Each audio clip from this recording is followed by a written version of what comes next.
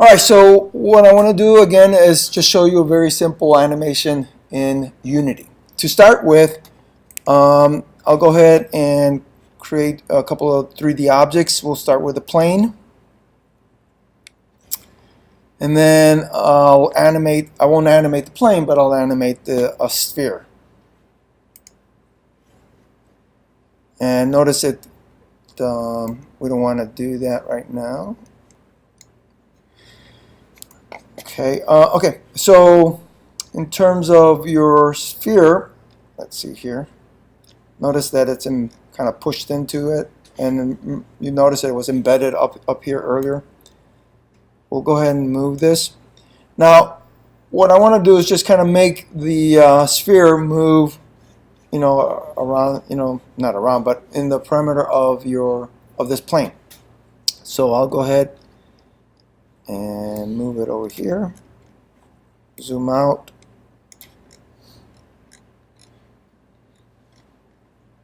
Okay. So what I want to do is I want to bring up in terms of starting the animation. So I want to go over to Window and down to Animations and Animations. And you'll notice you have your Animation tab. It may open up, by the way, it may open up, in terms of just, the window floating on top of everything. So you may want to just dock it somewhere. You can dock it up here if you want to, or down here. It's up to you. I'll just dock it down at the bottom. Okay. Now, to animate whatever you're going to animate, you have to make sure you're selecting that object. So in this case, I want to animate the sphere and not the plane. So obviously I'll select the sphere first. Make sure you're either selected on the scene or in your hierarchy. Then you're going to click on, once you have your animation panel up, you'll notice in this right here, to begin the animation sphere, create an animator and animation clip. Okay, so I'm going to click on Create, and I'm just going to name this Sphere Animation. And I'm going to, in the Assets folder, I'm just going to create a new folder, call it Animation. And that's where all the animation, anything pertaining to the animation will be saved to. So, and again, it's always a good idea to create a separate folder just to keep everything organized, because there are a couple of things you'll notice in a few minutes. We'll come back to that that pertain to the animation itself. All right, so notice right now in the Animation tab that there is a timeline that we see going on here. Okay, and that we can click on to add properties, and that's transform properties. So maybe the different type of positioning or scaling or anything like that. So we can animate all those things that you see here in the transform in the inspector. We can type in the numbers if we want to, or we can click and drag in terms of just moving the sphere around. Okay, so we can grab the different axes if we need to, and I'll do it that way for now.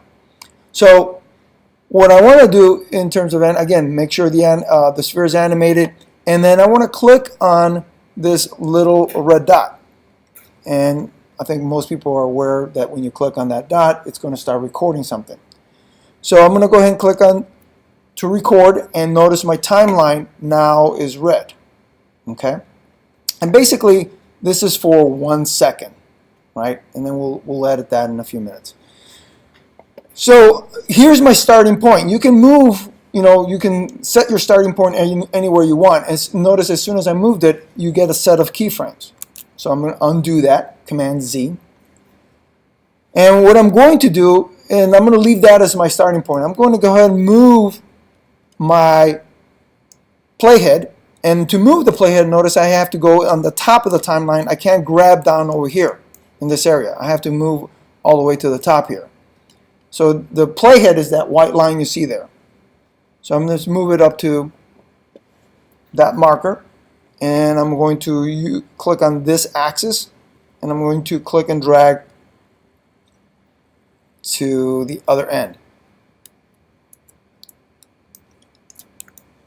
Just going to make sure. Okay.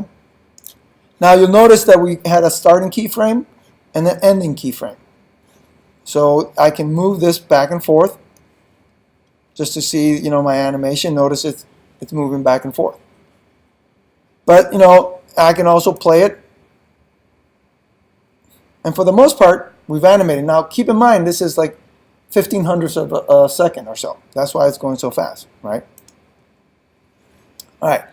So I'm going to go back. Now notice when I played it, Command or Control P or Command P on a Mac to play it, you'll notice that it stopped the recording.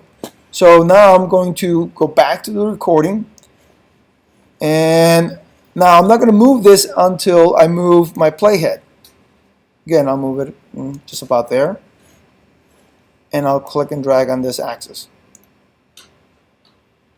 Okay. And again, we'll just watch this move back and forth. I'm going to zoom out. Now, zooming out is not going to be recorded, so you don't have to worry about that. Again, I'm going to move my playhead one more time, and so on, right? And I'm just going to go back to the beginning right there. And this should take about 1 second to play. So now we have all these set of keyframes. Now I'll do Command P or Control P to play it. And there's, you know, my animated object. Now again, if you want to watch this from this view, you can move it here, or you can select the camera. Notice here's the camera view, and we can go to Game Object, Align to View, and then now my camera is aligned to this scene view. And when I play it again, we can see it moving that way, right? Now,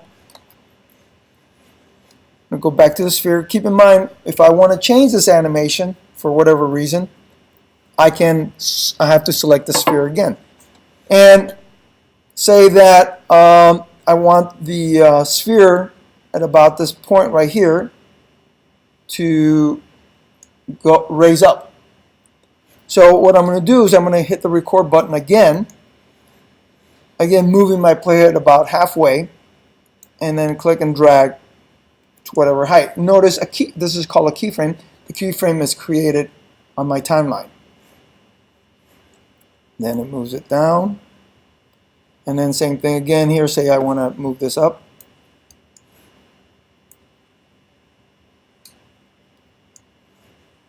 This time I'll move it down.